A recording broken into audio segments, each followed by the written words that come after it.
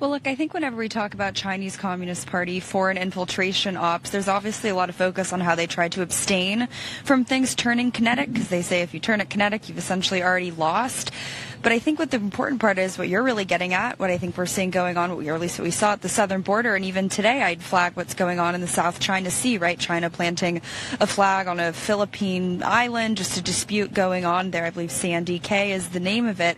But you're seeing this fusion, I think, between their sort of typical tactics when it comes to the theaters of war, right? More in the information, economic, psychological lawfare. That's, of course, their three warfares doctrine. But you're almost seeing this convergence of it becoming kinetic in this sort of roundabout way. And Harvard, I think, is a perfect example of how the American people, it's not just that they're being misled, but they're being intentionally, I think, deceived, not exactly by the Chinese Communist Party, but by the American experts that they're sort of propping up. They have a name for it. It's called the borrowed boat strategy, but they like to launder their narratives, their talking points through Westerners, through trusted American, shall I say, media outlets like the ones that I'm standing by. But Harvard is a perfect example as at least in the CCP worldview, of being an elite institution carrying some weight, some class in terms of influencing American political discourse. They have collaborated with one of the premier United Front Work Department organizations by the name of the China United States Exchange Foundation. Now, the United Front Work Department is the very systematic and calculated political warfare operation that emanates out of Beijing to the tune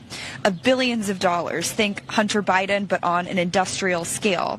And I know we like to talk about a lot of these universities collaborating with the Chinese Communist Party like it's a thing of the past, right? The Confucius Institutes were shuttered under President Trump. They still have the CSSAs, that's the Chinese Students and Scholars Association, which is where there's more direct espionage efforts going on.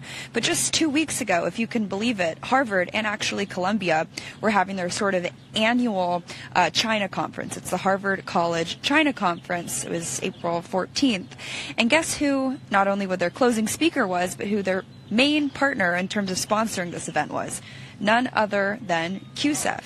Now, just to go back real quick, CUSEF has a very long pattern of collaborating, particularly with Harvard, also UChicago, a lot of America's top universities, in terms of flying students overseas, training them, having them meet, in some cases even with PLA officials, touring Huawei offices, meeting with sanctioned companies like Hikvision, Huawei, DJI drones. It really is a horrible program and tactic that they use to co-opt a lot of these Western elites. But I think the important point is that in the same, world in which our taxpayer dollars are going to subsidize Harvard University, they're concurrently taking billions of dollars, and the disclosure is such that you'll never really know. It's sort of the, counter to, I guess, the Act Blue dark money, but it's by design.